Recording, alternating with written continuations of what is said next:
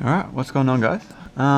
Been a while since I've made a video on anything really, but it's simply been because it's been at the exhaust shop for a while, about 2.5 weeks, and I know to some that is a long amount of time for an exhaust, or what I'm about to show you, but at the end of the day the job was done extremely well, so I'm happy as can be. So pretty much what we've done with the car, I think the last thing that I recorded was me flogging this turbo and exhaust manifold in from memory. I think, I could be wrong. I guess I'll find that out when I go back and edit. But anyway, so pretty much we just had to, after I put the exhaust and turbo on and sort of bought all these clamps and a bit of silicone, and there's a piece of 3-inch, sorry, no, 2.5 or 2.25, I can't remember what size it is, but whatever size, I think it's 2.25 or 2.5, and there's a bit of stainless steel pipe in there. Just connect those together. So after I put the exhaust on, I thought, because I was sort of doing little tiny bits a day and I was just not really gonna record it, because you know, everyone knows how to do it. You just put clamps around the hoses, clamp it on, and so on. It's pretty basic. But anyway, so after I put the turbo on, that's what I did. I put all this in. I wired the Z32 AFM. That's really easy. You just find wiring diagrams online for that, and the only thing is you have to add another ground wire, because the stock AFM only has 3 wires. It's got the signal, the 12-volt supply, and then it's got a ground, but for some reason the Z32 has 2 grounds, so you have to make the factory one, put in there, and then also attach another ground as well. So I've done that. But yeah, so the exhaust. So this is why it took so long. This plate here. Originally, when I had it, this HKS exhaust manifold comes with a 38mm external wastegate, but I had already purchased a wastegate prior to buying this exhaust manifold, so I ditched that, and also I didn't want 38mm, I wanted 44 or 45, which in this case this one's 45. So the thickness of the plate that was left after here was about half that. It was brittle. Probably wasn't a good idea to weld it, so they had to get this plate made to specific dimensions with the certain size diameter in here, certain thickness, so on and so forth. And a separate company had to do that. So that's why it took so long. But needless to say, the end job is good. I'm happy with it. It looks good. It looks like it's going to flow well. It doesn't look like there's any awkward bends or shitty joins or anything like that. So yeah, I had pretty much this intercooler piping and stuff. Most of the stuff wasn't on there. Obviously the cylinder head was. The throttle body was on there. This whole L pipe, all of that, all this hosing, this boost controller wasn't on there. This intercooler piping, sorry, this piping here was, with the blow-off valve and whatnot. And then I had the coolant lines in there as well. The only other thing is, I don't know if you guys can see, but so you've got runner 1, 2, and then 3, and then just between runner 3 and 4, you can actually see that there's a little fitting that goes into the block. Now, the stock one, I bought a kit, a braided hose kit for both the oil. There was one oil line and then the 2 coolant lines, and I had to get a piece of coolant pipe. I think I ended up recording that. I think I showed you that. But anyway, so that fitting that goes into the block, that's for the oil into the turbo, and we had to get another fitting, sort of so it can bend away from the compressor housing, because otherwise that piece of hose was going to rub on the compressor housing. Over time it would get hot and fray, and you know, wouldn't last as long as it could. So that was a bit of an annoying thing to get out when all this piping and stuff, because we did that. We put that fitting in after the car got back from the exhaust shop. But anyway, so that's the only thing that had changed down there. And yeah, so we got a 3-inch, it's all V-band on the back of the turbo, V-bound in and out for the wastegate. Makes it real easy to remove. So this is that's 44mm down there, and I'm pretty sure that this is 2.5 inch, I think, or two, I think 2.5. I can't remember. And then down there, the exhaust right after the turbine housing is V-band, as I said, and 3-inch. So that goes down. We've also got a bit of flex pipe in there, which I'll show you from the bottom. And then we had the what's it called? That sensor, the exhaust. I can't remember what it's called. Some sensor for the exhaust. I know what it's called. I just can't remember right at this particular point in time. So then we go down here. Nope. Steady on. And this is the back of it. So got a piece of flex pipe in here because it's getting plumbed back. I know everyone's like, why didn't you get Screamer, so on. I wanted that, but I saved probably about $4,000 or $5,000 in labour for everything that had been done to this car, for the simple fact that my dad did it, and that was pretty much the only thing he told me I can't do, is put a Screamer pipe on there. So I think you can't complain with that.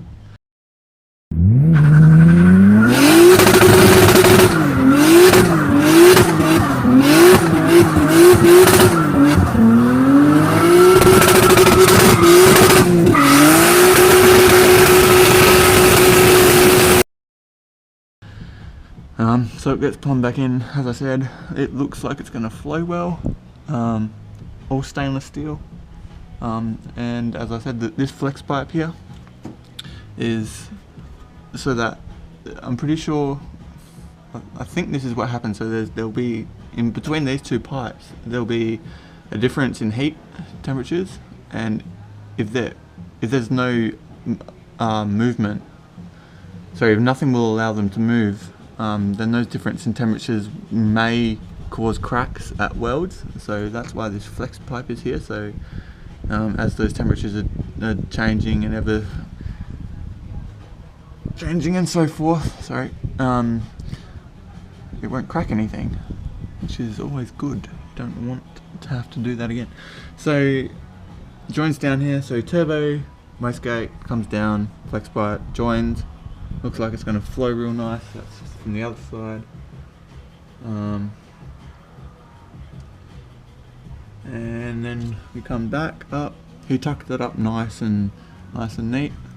And then I got an aftermarket cat as well. I originally was just going to do to here and keep the stock cat, but when I took it to him, he said that if I ever wanted to do it in the future, then it would probably cost more in labour, and it's just easier to get it done all in one. And also the stock cat was going to be restrictive. I was going to bash it out, but I think for a 400 horsepower car, try and keep it, I guess here in Western of bloody Australia with our police, keep it legal, because if they even if everything is legal, they'll still stick you for whatever. But regardless, so that's a 100 cell high flow cat. Apparently the stock ones, correct me if I'm wrong, but apparently they're 400 cell, so the more cells, more restriction, so on. So he had done all the way to here. That's all his work, and then that is just the exhaust that I already had prior to even taking this car off the road, and all the way back to the back of the car, which has a little titanium tip on it. It was stainless steel, but it looks like the colour is like, it looks like it's going like a cold colour. I don't even know what that is about. I don't know, it's to do with heat or whatever. Sorry, but yeah, so that's that. So that was 2.5 weeks. and that was pretty much after the last episode of me putting on the turbo.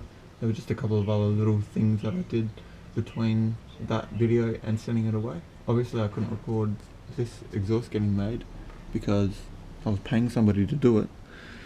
And at the very beginning I was going to do this myself, but the only problem with that was, so just let me stand up.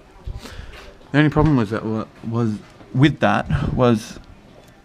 that turbo V-band down there, on the exhaust side, so on the right side of the camera, was stainless steel. My dad doesn't have a stainless steel welder. There's this, I think it's called a MIG welder or a TIG welder. I'm not sure which one. I'm not really with it in terms of welding and all that stuff. But he didn't have the right welder to weld stainless steel, and we probably wouldn't have been able to do as good of a job as this. So it's unfortunate that I didn't get that footage. But at the end of the day, it's just putting a piece of pipe together, and it's probably better if you could pay somebody to do it who has been doing it for a long time. So car came back, put the boost controller in, which is this little bit here. This is the solenoid for it. I think I plumbed this right compared to the diagram that I had. Got our supply here for that's the amount of pressure going in, I'm pretty sure, which I think I've done this right. I think I did follow the diagram more than one. So yeah, just set it up here. This was the factory solenoid. I didn't know what to do with this. I didn't know whether, like, if I took this plug out, if it would like fuck the ECU up or anything, but I was sort of very unsure. One of these went to the on your factory Skyline factory setup. One of these, I'm not sure which one, if it's top or bottom, but one of them goes to the actuator on your turbo, and then the other one just goes to your, I don't know, some plug that could be anywhere. It could be on here, it could be in there, it could be in there. Mine's just here. But then it goes to any type of supply that's after the compressor housing. And I actually think it's probably better if it's after the. Actually, no, I don't think that matters. I was going to say, but it might be better if it's after the intercooler, but I'm actually not sure if that matters. But anyway, so just leave it plugged in. I'm pretty sure you can just take it out. I might take it out and just remove this whole thing and make it look a little bit cleaner. So that's that. So boost controller there. Fit it through the firewall. I'll show you the interior in a little bit. And just use, this is just the stock pipe, so everything here was stock. The only thing I had to buy was that 3-inch stainless steel intake down there. So pretty much everything is in. Now I do have the top cover for this. This is all bolted in securely, and this thing here, it's a little breather. Now I didn't want to touch that intake pipe down there. I did not want to have to weld anything or tap anything. I just wanted to leave it so it's clean and simple down there. So pretty much on the factory setup, there's a piece of hose that will come from the top of that, and it will curl down and go down there, and then there'll be the return for the blow off valve, which will go down here, and then it will go like down there in that direction, and then it will come to a piece which will sit about here. There's two pipes. They're welded together on a bracket, and then they go down into the stock inlet. They're simply just breathers. Well, this one's a breather, that one's just a return for the blow off valve. So when you let off the throttle, all the air that's trapped in here will just return and get recycled and go through the turbo again, so it's efficient or whatever. I'm blocking this off. Currently there is, I think it's Kirk's, not Coca-Cola, it's a Kirk's can in there. Probably I'm either going to put a plug on the end, or I'm just going to make like a bracket, I mean not a bracket, like a flange of a solid piece of I don't know, aluminium or whatever, and just completely block it off, and then clean this up and probably put a plug on that down there and just get away with all that. And then this is just simply just a air filter, really. That's all it needs, because it was just getting filtered air from there. So that will do the job. So it keeps it nice and clean, and it doesn't have to fuck around with the inlet pipe, which is good. What else? So after everything that is done, one problem remains. These injectors right here on the fucking plugs are not getting any current, anything through them.